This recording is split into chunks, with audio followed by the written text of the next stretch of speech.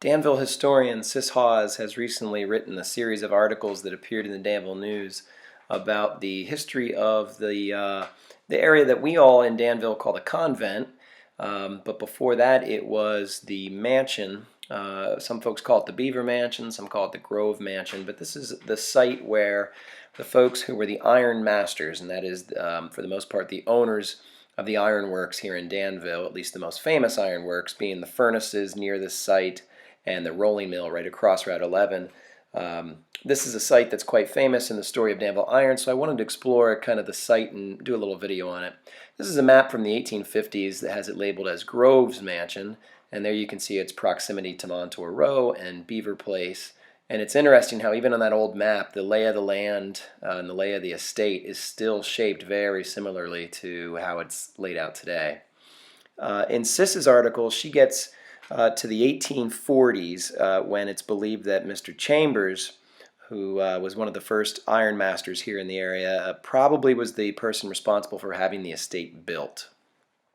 On this map, which was made in 1857, it shows the Montour Iron Works, and in the top left of the image, if you really focus, you can actually see the mansion seen in the background.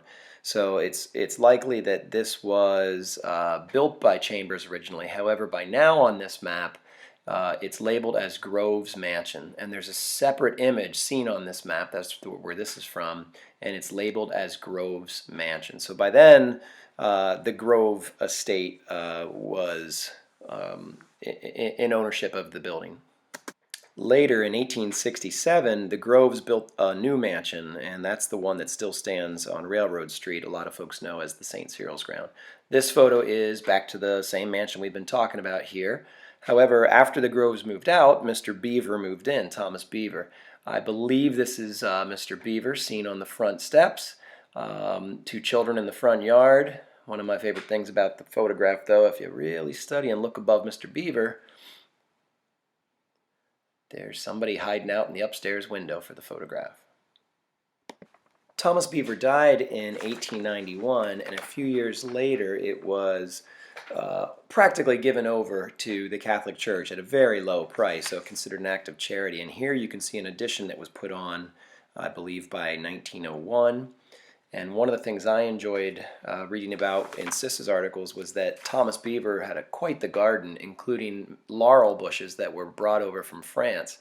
And I really think this laurel bush seen here is one of the original ones planted from France that you can still make out growing very healthily there on the site. Here is looking to the east from the site, and you're looking at some of the original trees that would have been part of Mr. Beaver's garden as well.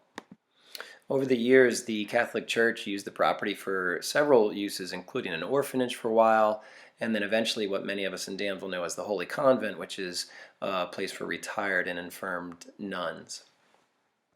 During a recent adventure, we explored the Thomas Beaver Library, and we enjoyed this portrait of Thomas Beaver and created our own little recreation. As a few of us then headed out and tried to kind of see what clues were left on the mansion grounds. The mansion was originally, again, part of the Thomas Beaver estate, and he funded the Thomas Beaver Library, which you can see here. And there's just wonderful Danville memories, depending what generation you're from. And if you go back far enough, many folks will recognize this, the gymnasium where many a basketball game were played, many dances were held, and I can still remember my mother teaching exercise in there with a record player. That's how the music was streamed. After exploring the library, we headed up on Balltop, just behind the mansion grounds. Plenty of iron ore still to be found, and the area was heavily mined. In fact, that area was some of the first area mined in the Danville area for ore. And this is actually a mine opening that we found. You can see it here a little better.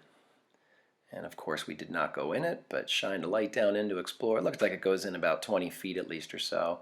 But on our way back down the hill, closer to the mansion grounds, we did find this old bottle, as well as a brick. These both would have been remnants of the mansion when it would have been either Mr. Chambers, Mr. Beaver, or the Groves. It's just a really neat part of Danville history that we have here, and now the site has been purchased by Geisinger, and on to its next chapter in Danville history. In closing, what's kind of fitting about it now becoming the property of Geisinger is the Geisinger legacy goes back to the story of iron and coal. And in fact, George Geisinger got his start in the Danville iron industry, working his way up the ranks. As I understand it, though, where he really made his financial fortune was later via the Kingston Coal Company, which he owned. Now, the coal company was a major provider of coal to, anthracite coal, that is, to the production of iron. And so after he passed away, his wife Abigail chose Danville to build the hospital with the family's fortune, as I understand it, to give back to the people that had made their family fortune. And so it's all part of a similar circle, if you really think about it, that Geisinger is back at this site, which was part of the original Iron Works. It's all part of the same legacy. And boy, that's a whole topic for a whole nother video, so I think I'll stop this one now.